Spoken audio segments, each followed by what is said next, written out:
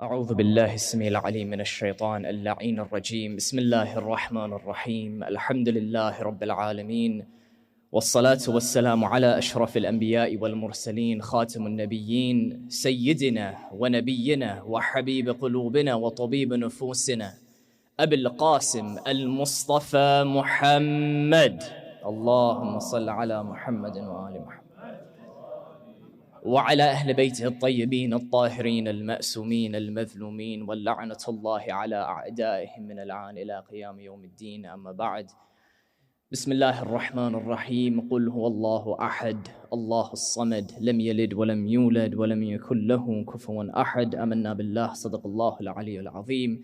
Inshallah, to send our condolences to our awaited Savior Al-Qa'im and Ali Muhammad, I ask you to raise your hands in dua, and together we recite dua al-faraj. اللهم صل على محمد وآل محمد. بسم الله الرحمن الرحيم. Everyone together. اللهم كن لوليك الحجة ابن الحسن صلواتك عليه وعلى آبائه في هذه الساعة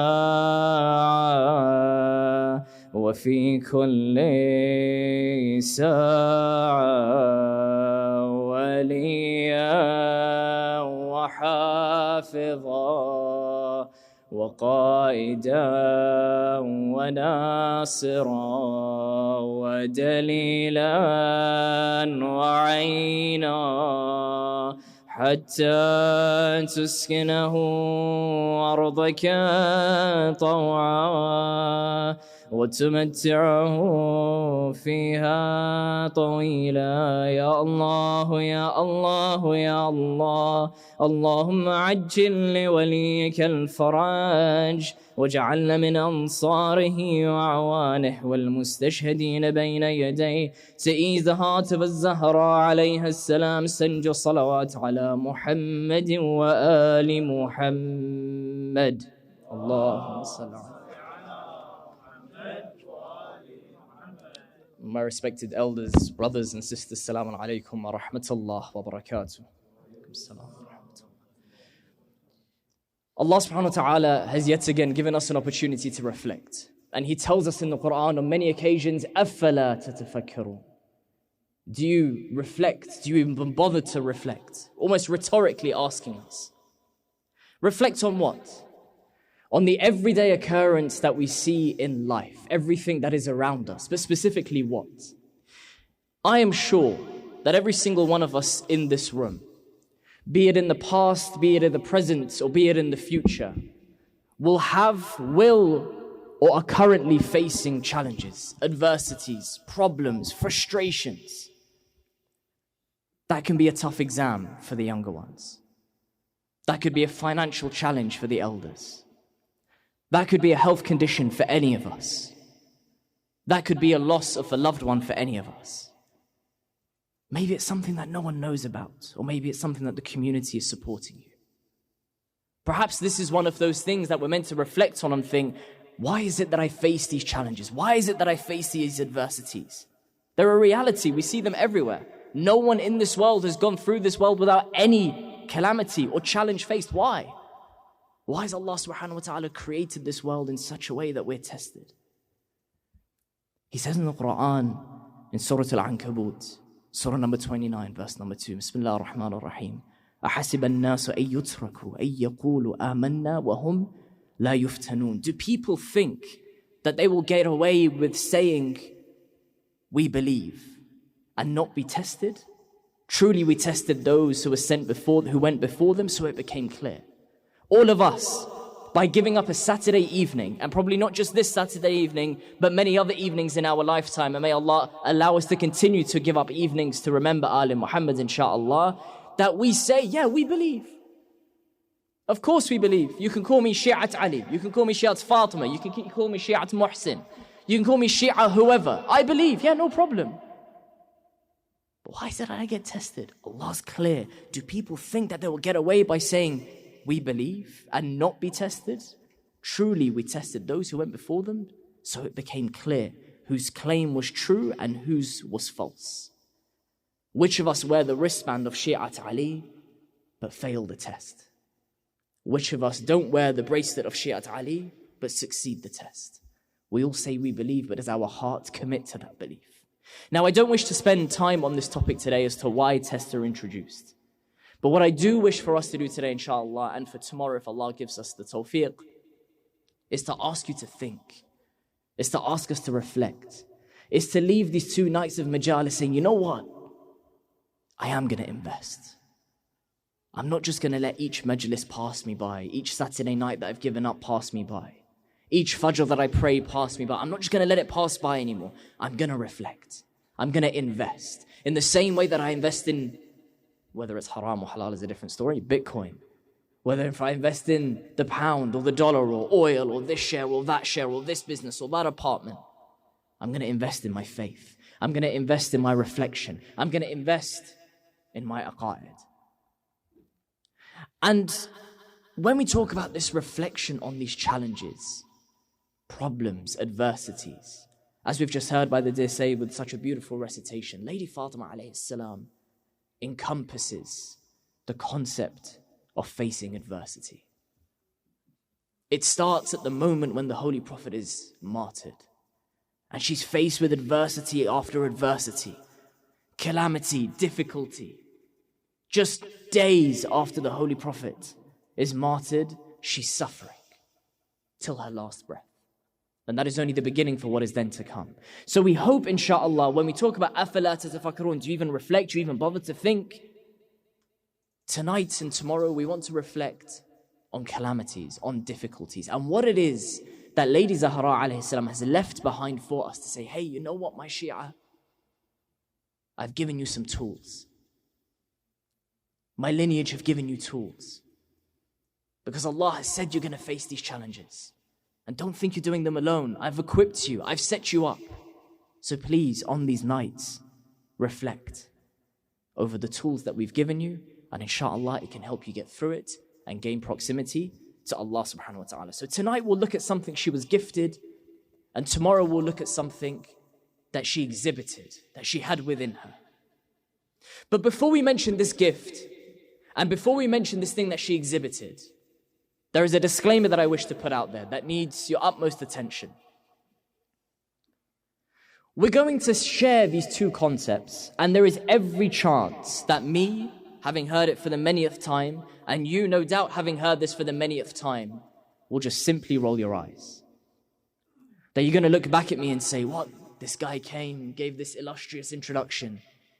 These 2 amazing tools as to what could be used in order to reflect on how we can get better in these moments of adversity and problems and challenge that I'm facing.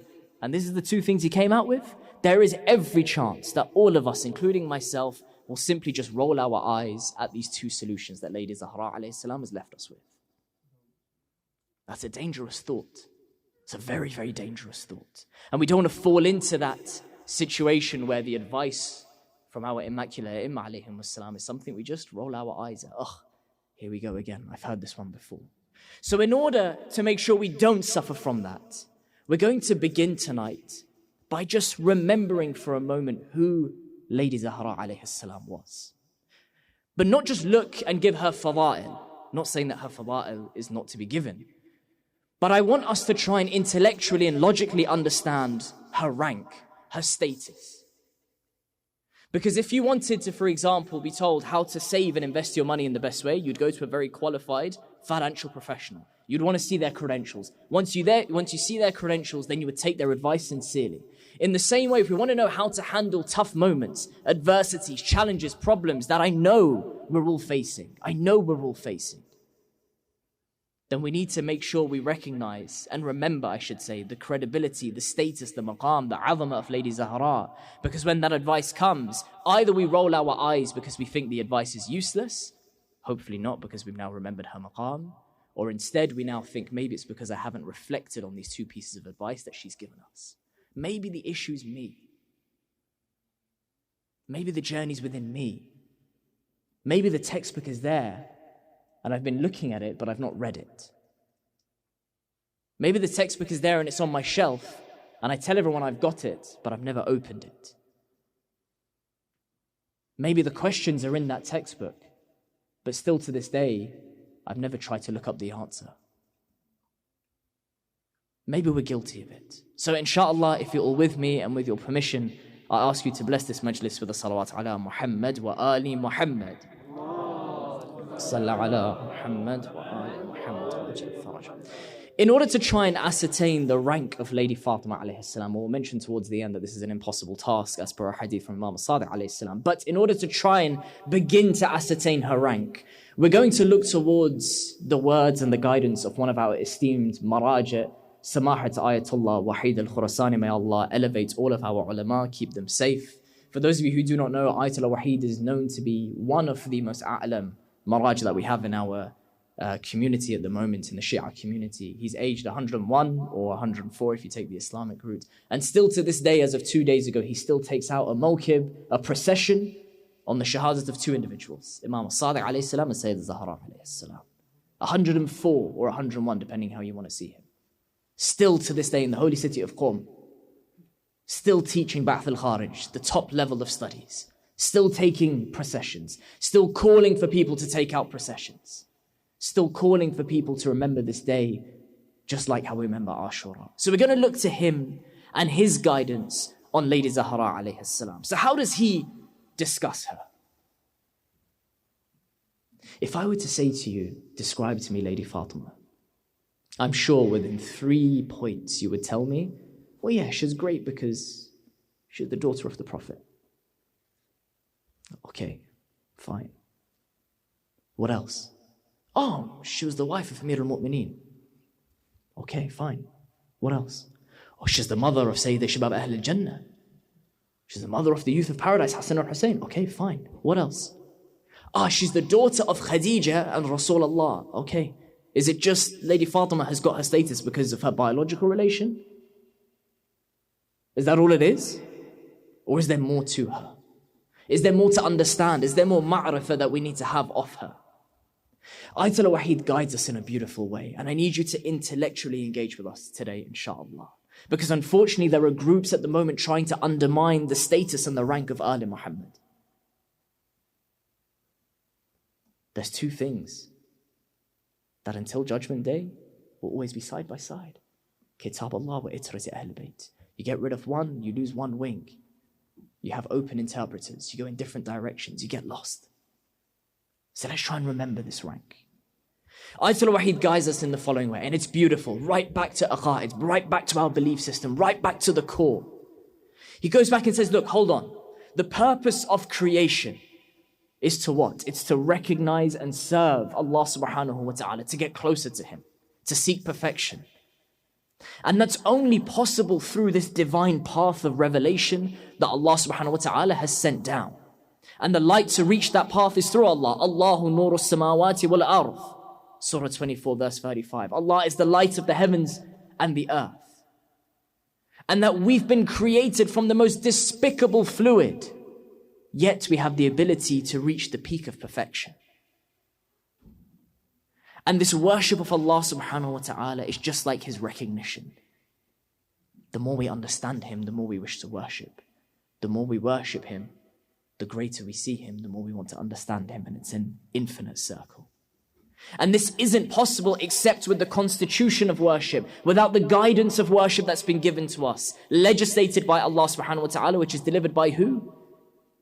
The Holy Prophet sallallahu alayhi wa alihi wa sallam. Allahumma salli ala Muhammad wa ala Muhammad. Our goal is to get closer to Allah. To do that, we've been given down a perfect revelation. That perfect revelation comes through the Holy Prophet. So we therefore call upon Allah with His names, which are the gems from the treasures of His cognition. وَلِلَّهِ الْأَسْمَاءُ الْحُسْنَى فَادْعُوهُ بِهَا. To Allah alone belong the most beautiful names, so call unto Him thereby. The recognition of worship, which is the purpose in the creation and the resulting prophets, has reached its completion with the sending of the Holy Prophet sallallahu alaihi wasallam. And this knowledge is guarded. It's kept safe. It's not left open to any opinions, to any random meetings, to any random shuras in a random city. No. It's been guarded by Allah subhanahu wa ta'ala through His holy prophet and the divine elected guides, through wisdom, through infallibility, those free from giving in to their desires. And Allah created this single path, this sirat al-mustaqim, that takes you towards Him, that is perfectly protected. And He opened up the door to the world and mankind, which is the door to the highest level of imamah, that requires this divine infallibility from all mistakes and all desires. But how do we link this essential step from Allah subhanahu wa ta'ala to the Holy Prophet to imamah? Because if you break that chain, we don't have this perfect path guarded anymore. We end up with a shura, or we could say a fight. Are you following me? We have Allah subhanahu wa ta'ala. He sends down His perfect religion through His perfect prophet. His perfect prophet ensures that he delivers this divine word of Allah. Allah ensures that this divine path is guarded by the A'imma alayhim wassalam. But how do we link the Holy Prophet to the A'imma? Because if we don't link it, if we don't have a link between the two, there's a gap. And with the gap, there's a chance to exploit. Without this gap, we're struggling. Without this gap, the link doesn't work. Without this gap, the perfect path is lost on us. Who is that perfect gap?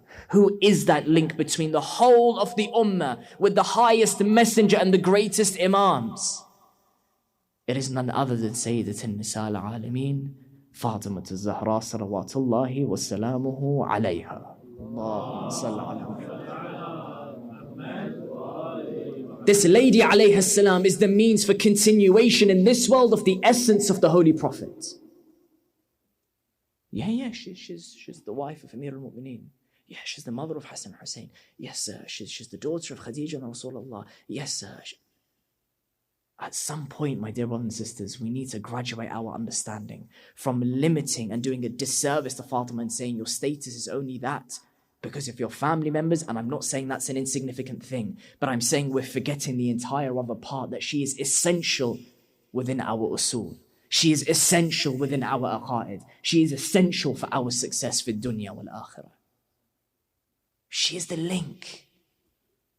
She is the bridge. She is the means of continuation of the Holy Prophet's divine message. She, according to Ayatollah Waheed, is the means for imamah.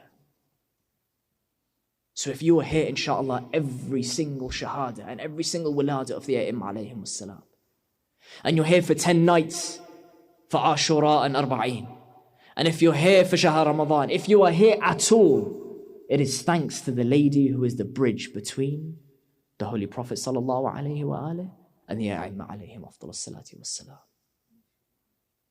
Her rank, her azama, her status. And both Shi'as and Sunnis alike agree on this line in Quran, وَمَا يَنْتِقُ عَنِ الْهَوَى, Surah 53, verse number 3, that the Prophet does not speak out of desire. That everything that the Prophet does is revelation.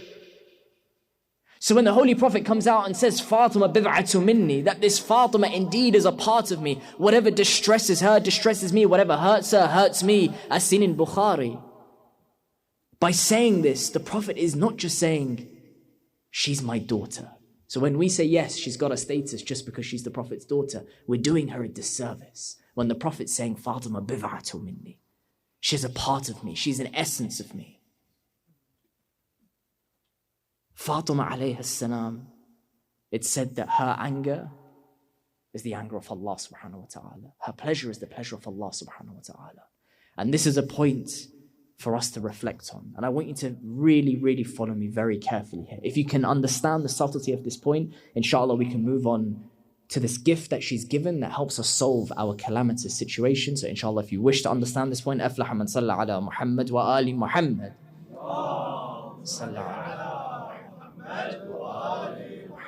This point is exceptional. Not from me, from Ayatollah Waheed.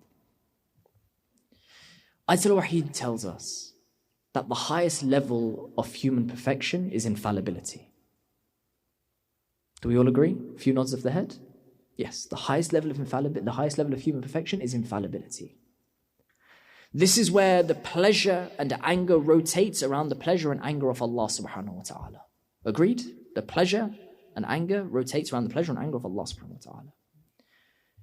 Inshallah, brothers, if you can just come a little bit more forward, inshallah, the organizer asking, أَفْلَحَ مَنْ صَلَّى عَلَى مُحَمَّدٍ وَآلِ مُحَمَّدٍ اللهم صل على محمد وآل محمد وعجل فرجهم. The highest level of human perfection is infallibility. This is where the point here is in the wording, and this is why I really need you to focus on this. This is where the pleasure and the anger rotates around the pleasure and the anger of Allah subhanahu wa ta'ala. The upper level of infallibility, yes, there are levels. The upper level of infallibility is where the human being reaches a level of perfection whereby his pleasure is absolutely, without there being any gap, without there being any time difference, if you like, no difference, is absolutely the pleasure of Allah subhanahu wa ta'ala. And his anger is absolutely the pleasure of Allah subhanahu wa ta'ala. Let me show you the difference. I learn that Allah subhanahu wa ta'ala loves those who get up in the night and pray. Therefore, I love those who get up in the middle of the night and pray. And inshallah, we can be among the musalleen in the night. So I learn about it and then I do it. Step one. Step two, you become so dissolved in Allah subhanahu wa ta'ala that there's a link, that you fully align. There's no gap. Immediately you know what Allah subhanahu wa ta'ala loves and you love it too. This is an upper level of infallibility. This is what Sayyid Munir al-Khabbaz, one of our great scholars, says is like complete dissolution. You know, if you have water and you put salt into it or sugar, what happens? The salt or the sugar, it dissolves. It's now a new substance. But if I take a cup and I have milk and I put honey in it, the honey does not dissolve in the milk. This is known now as salt water. This is now still honey and milk. This is completely dissolved. It's become one. This is this upper level of infallibility where you become one with Allah subhanahu wa ta'ala. There's no separation unlike the milk and honey. This is the next level. This is the upper level of infallibility. And now you're like, wow, subhanallah, what a great level. Fatima alayhi salam reaches a different level. Even beyond that. A level that even leaves the infallibles themselves in awe. As I said, we'll come to a hadith from Muhammad alayhi salam referring to this. How? Because Sayyidah Fatima alayhi salam is the one for whose pleasure Allah is pleased with, and for whose anger Allah is angered. Whatever Fatima is pleased with, Allah becomes pleased with. Whatever Fatima is angry with, Allah becomes angry with. Ayatollah Waheed guiding us to this, that there is a different level of Fatima alayhi salam. Incredible. No surprises therefore that in Quran, فِيهَا يُفْرَقُ كُلُّ أَمْرٍ حَكِيمٍ, therein why every wise affair is made distinct. She is the blessed night. And in the verse of Mubahala, where we bring our women and your women and so on, she's referred to as our women, as the plural, yet she is one, but she is Sayyidatin Nisa al-Alameen, Fatima. That when we hear the line Maraj al-Bahrain yaltaqiyan in Surah Al-Rahman, that he has made the two seas to flow freely so that they meet together, and we usually think to that Facebook post of the lighter blue ocean and the darker blue ocean meeting together that I'm sure we've all seen. The Mufassirin say that this is alluding to Lady Fatima and Amir al-Mu'mineen being the two oceans of prophethood and knowledge coming together. That in Surah 79 and Surah 76 and verse number 9, we only feed you for Allah's sake. We desire from you neither reward nor thanks. Only Lady Fatima alayhi salam she is the only lady who has been placed with the crown of this verse. Wow. Yeah, she's the daughter of Rasulullah. Okay, beautiful. But there is so much to understand of Fatima alayhi salam. So much. أَفَلَا تَتَفَكَّرُونَ, do we reflect? Do we go seek it? Do we go invest in it? Do we go and understand her? That's a question for you and I to answer. So, now we recognize her azama, we recognize her greatness, we remind ourselves and we educate ourselves on her rank. Why? Because we said we wanted to say, Ya Fatima, oh our dear queen, oh our dear teacher, we're facing challenges. I've got a financial bill that hits me every month that I'm struggling with. I've got a family member who is slowly leaving the path of Ahl Muhammad. I've got an exam coming up that I'm struggling with so much. I've got a marriage that is really causing me difficulty. I've got a loved one who's about to pass away. Ya Fatima, please teach us. These trials, these calamities, these tribulations, please guide us. What are we meant to do in these moments? I believe in your qualifications, if you like. What do you have for me? Tonight we discuss a gift. Tomorrow we discuss a characteristic that we had. What is the gift? Our holy sixth Imam, Imam Ja'far in As-Sadiq, salawatullahi wa salamuhu alayhi, Allahumma salli ala Muhammad wa ala Muhammad. He comes out with a hadith where he's reported to say, we ask our children to recite the Tasbih of Lady Fatima alayhi salam just as we ask them to perform their salat. Just as we ask them to perform their salat. The significance given to salat by Ali Muhammad, Imam Sadiq here saying, we ask our children to recite the Tasbih of Lady Fatima just as we ask them to perform their salat. Just as. He continues, he's reported to continue. You should commit yourself to reciting this. No servant of Allah has been committed to this tasbih and then experienced misfortune in his life. So what is it about this tasbih? Because let's be frank, each of us have probably been guilty of getting through a tasbih of Lady Fatima in under 60 seconds, right? Maybe even under 30 seconds. We almost rap the tasbih faster than rappers on the radio. And we've got to look ourselves in the mirror and be like, is this just a set of beads or is this something legitimate that's taking me somewhere? We take a step back and we look at the context by which this tasbih was gifted to Lady Fatima alayhi salam. And Shaykh al-Saduq in Man La Yahdhuru al-Faqih includes a tradition in which Amir al-Mu'mineen narrates the story whilst in Medina. And he's reported to say, shall I tell you about something that relates to me and the daughter of the Holy Prophet sallallahu alayhi wa alihi? And the people wanted to know about the origin of this tasbih. So he continues. But before we go into what happens, let's just get an understanding of the context. The people in Medina at the time, very difficult situation, very difficult life, ongoing wars, attacks. And Islam was in its very early days at this point. The community was poverty-stricken, there was no financial stability amongst them. And especially those who had migrated from the holy city of Mecca to the holy city of Medina. They left behind, as we know, their livelihood, everything, in order to save their lives. And one group in particular were known to be homeless, even sheltering outside the mosque during very tough weather. And during peacetime, when the wars kind of had subsided, and there was a kind of like a temporary halt, Imam Amir al-Mu'mineen alayhi salam, he would struggle, note, to earn income. He'd work hard to get that income. Longer hours outside of the home. Now I'm starting to feel that you guys are like, yeah, I can resonate with this. Longer hours, difficult financial situation. Okay, maybe it's not so different. And guess what? The pressure weighed on Lady Fatima alayhi salam inside the house, who also had young children to take care of.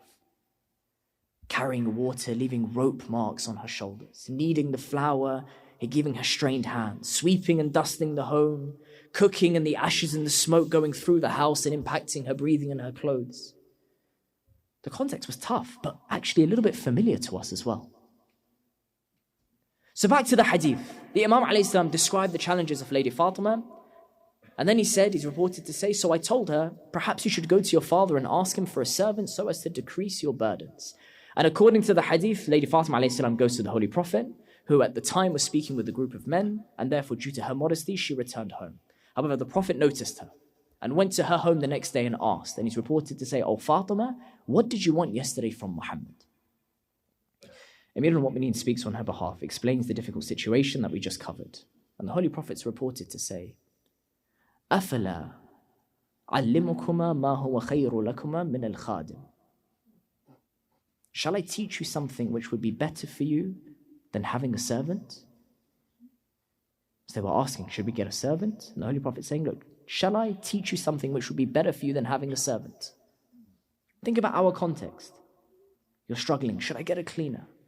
Should I get her this? Should I get her that? And now, we're not saying don't go and invest and try and improve your situation, no. But just look at what the Holy Prophet's saying in terms of a priority. Shall I teach you something which would be better for you than having a servant?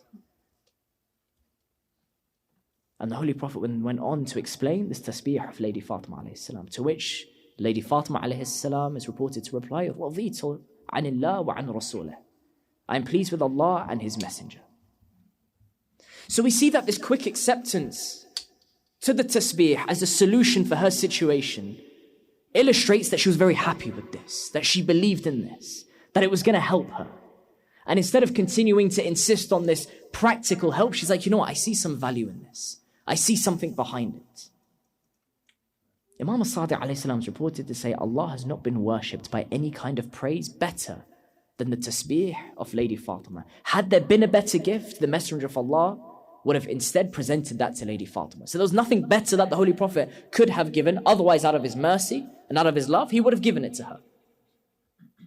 So what is it about this tasbih? What is the weight behind it? Because frankly, all I know, it's Allahu Akbar 34, it's Alhamdulillah 33, and it's Subhanallah 33. It's not changing my situation. If I just sit there doing that, it's not going to change my situation. What is behind it? Well, clearly it's all centered around the glorification and remembrance of Allah subhanahu wa ta'ala. That's clear. Shaykh Shomali in his book of the tafsir of tasbih, he goes down into the word of tasbih coming from sabah, to swim or to move faster, to move towards something without any friction, to move towards Allah subhanahu wa ta'ala without any friction, like a swimmer.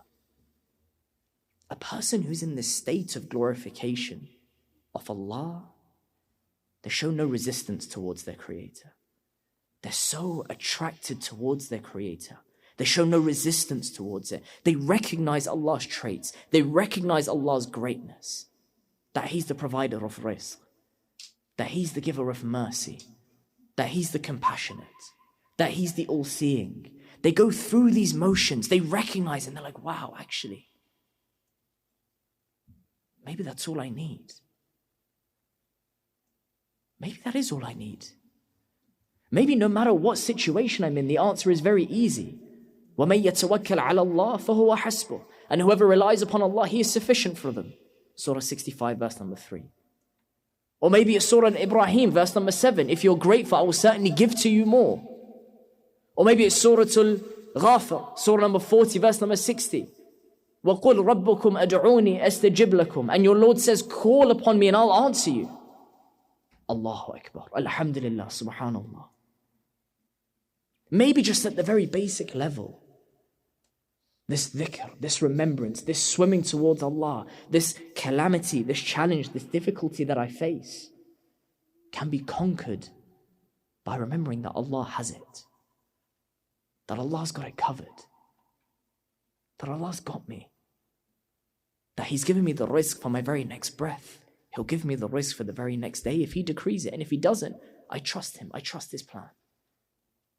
That all is good.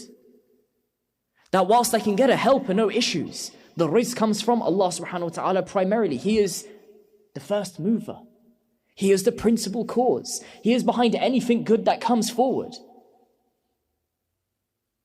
So rather than going straight to the solutions that I think are solutions, I turn towards the principal cause of any solution. That is Allah subhanahu wa ta'ala. And I ask you this question, and myself first, before anyone. When we face a challenge, when we face these situations, what is the first thing that we usually do? Solutions. What is the thing that the Holy Prophet's guiding us towards here with this gift towards Lady Zahra? Before thinking about that, turn towards your Creator. Turn towards the one who gives sustenance. Because maybe in that moment, the help is not good for you. Maybe in the moment, that financial bill is good for you. We don't know. But we take the first step towards Allah, and we know the same way that He's given us another breath, He'll give me the solution that I need. I'd rather have a godly, inspired, and given helper than one that is not. Now, all we're doing here is scratching a very, very basic surface, and I'm hoping the majority of you here are like, okay, Sadiq, we get it, that's it. The holy member of Rasulullah is not meant to be a point here, and I talk about this member here, is not meant to be where we get all of our education. And perhaps going through your head, you're now thinking, well, hold on, I've trusted Allah and I still face a difficult situation. So go on, prove that one. Or actually, Sadiq, you know what? When I did go towards Allah first, the situation got even worse. Well, you know what, Sadiq? Whilst I was going towards Allah, my family member died. Go on, solve me that one.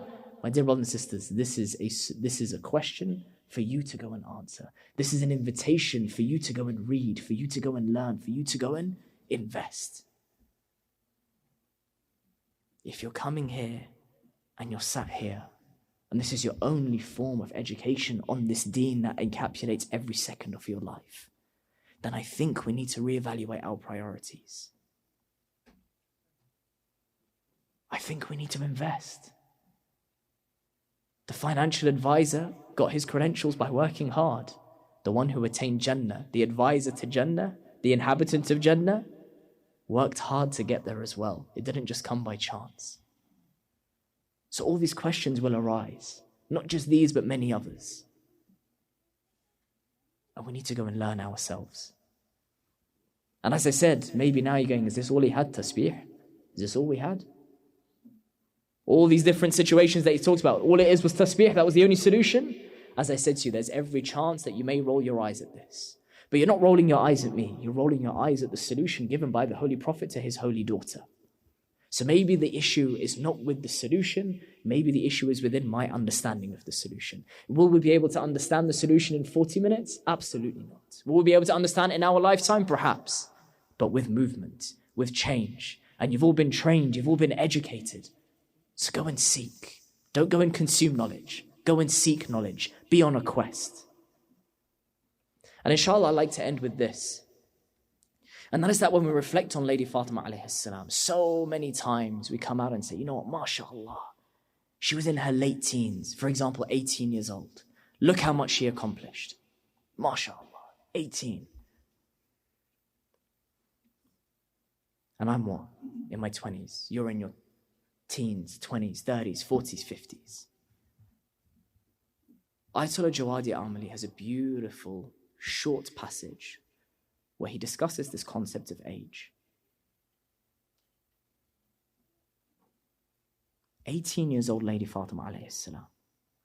But she accomplished that of someone far more, way more. Ayatollah Jawad Ali says the following. He says, to be in tune with societal needs, we created this concept of age, right? So that on a passport I can say, I'm 27 years old. I'm born in 1994, etc., etc., etc. But this isn't a measure of time. When someone comes out and says, yeah, I'm 50, that's not a measure of how old you are. That's a measure of how many times the earth has gone round the sun. That's got nothing to do with you. That's just how many years have elapsed since you were born. How many years, how many times the earth has gone round the sun. It's got nothing to do with you. It's got nothing to do with your progress. In Jannah, you don't turn up with your passport saying, I was aged 50. We're assessed on something else. Our age is assessed on something else. Zayd will be 50 when he's taken 50 steps of knowledge. But Zayd can also remain one, even if the earth has gone round the sun 100 times from the point where he was born. So amongst us sat here, are we old boys? Are we old girls? Or are we men and women with wisdom? What is our spiritual age? When was the last time we reflected on our spiritual age?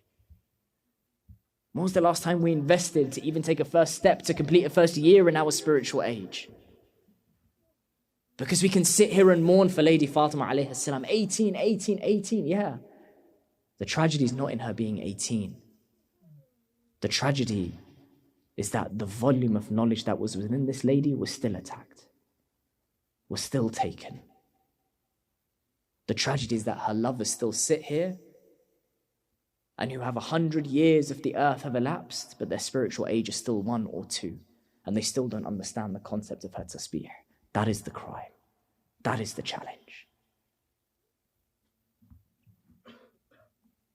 I mentioned, and inshallah on this final note,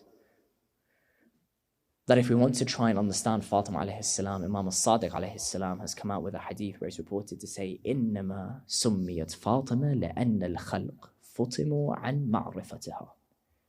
That she was named Fatima because the people were weaned from their knowledge of her. She's a person that nobody can realize who she really is. She's a lady of a status that will never understand. She has a spiritual age that will never, ever comprehend. This is coming from a ma'soom imam that will never understand her. And Ayatollah Waheed presents the following, and inshallah we'll move into the Masa'ib by our dear brother. But just reflect on these words as your heart goes to Medina. He asks and he says, have you ever experienced breaking a bone in your body? Just take a little finger. You've trapped it in a door. Even if it's not broken, you trap that finger in the door and you're in pain. You find out it's broken, someone moves it, so you're in even more pain. You plaster it up so carefully so that you don't come out of pain. But any movement, even when they remove that plaster, you're like, whoa. What about when the whole hand is broken? What about thinking about the breaking of ribs? How is a person able to breathe once their ribs have been broken?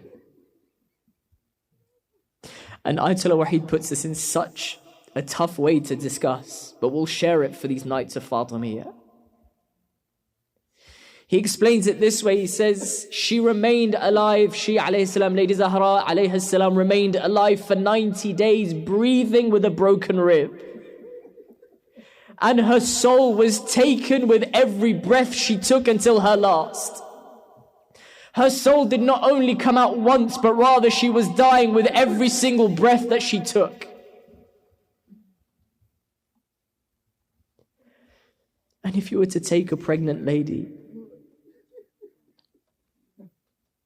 and if you were to see how carefully they look after that stomach of theirs, that Allah has gifted them, this unborn, that they're there to nurture through His rizq. That if that lady were to trip up, what's the first thing they would hold? It's not themselves, it's straight to their fetus. It's straight to make sure that their fetus is safe. Their existence doesn't matter anymore. And that's only if they trip up. I ask you, tell me about Fatima. When she hears the door coming down, does she stop herself from being hit with the hands of the enemy? With the whip of the enemy? With the door falling? Or with the fire falling upon her? And does she protect herself, or does she protect the fetus of Mohsin? ألا لعنة الله على القوم الظالمين وسيعلم الذين ظلموا أي منقلب ينقلبون والعاقبة للمتقين إنا لله وإنا إليه راجعون. To ease the heart of our awaited Savior and the heart of Rasulullah, please send the salawat ala Muhammadin wa ali Muhammad.